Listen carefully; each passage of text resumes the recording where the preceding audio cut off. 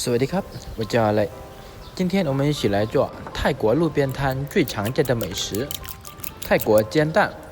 这道菜非常简单，2分钟直接搞定，只要把煎蛋做得膨胀并且圆圆的就好了。好，我们一起来看吧。这边是做煎蛋需要用到的全部材料，已经帮大家列出来了，想学的小伙伴快点收藏起来哦。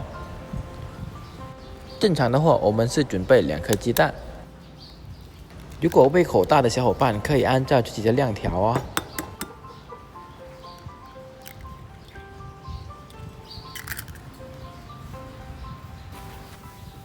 先往鸡蛋里面放入10克的猪肉末，再来5克的葱，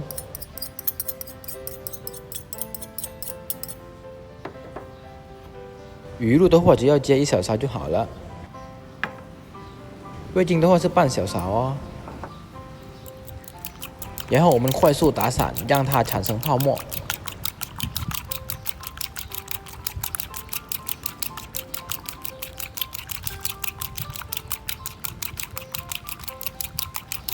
大概能让鸡蛋得到这样的泡沫就可以了。这步骤有可能手有点酸哦。接下来我们准备一个锅，用的是大火哦。然后往锅里面倒入适量的油。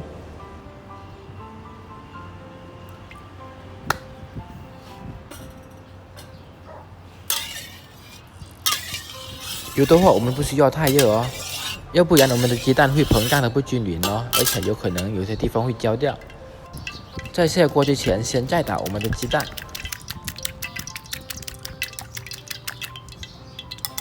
然后就倒入我们的鸡蛋。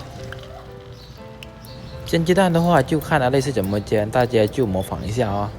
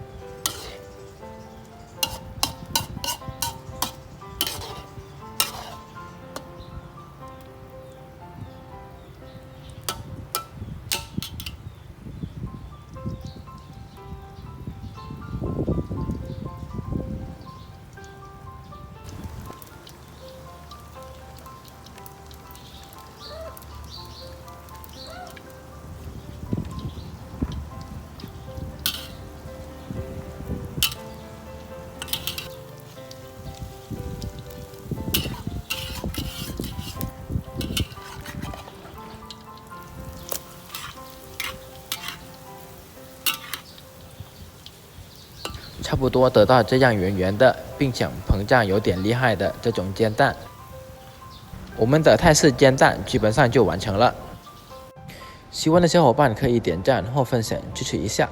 第一次来看Alex视频的小伙伴可以关注一下。我们下期再见。